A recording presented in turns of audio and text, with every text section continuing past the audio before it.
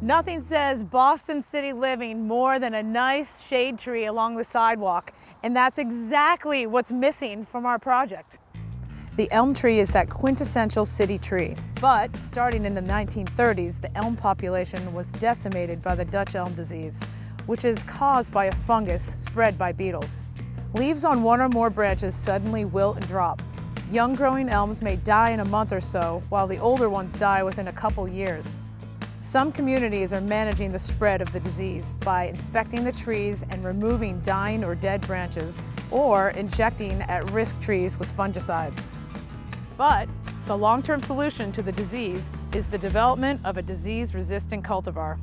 I'm here at a nursery that has those disease-resistant cultivars, and Peter Mezzitt, the horticulturist who's going to help me pick a tree out. Hi, Jen. How are you? I'm great. How are you? I'm good. Let's talk elm trees. What's your favorite part about them? I really love these trees. They're classic New England. They grow fast. You used to see them all down Main Street until the Dutch elm disease wiped them out. But now they've introduced cultivars that are disease resistant. Right.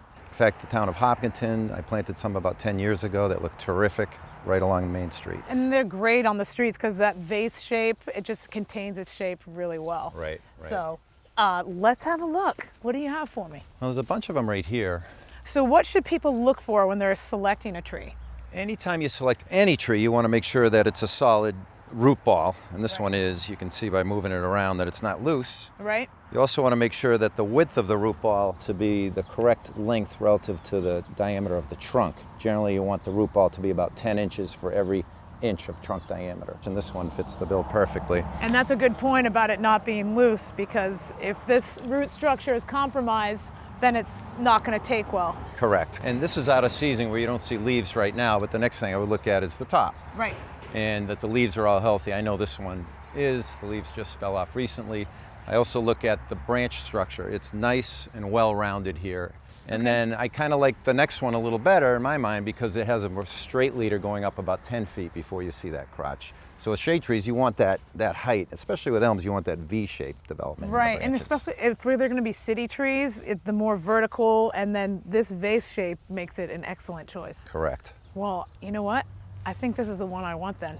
Can we throw a tag on it? Absolutely. There you go. For me, sold tag.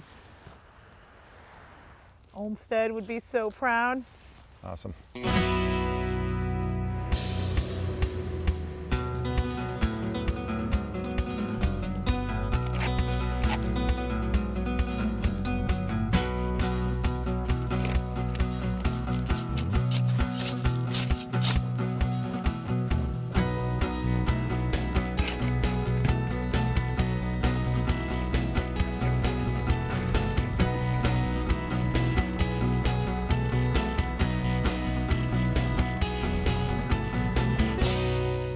Thanks for watching.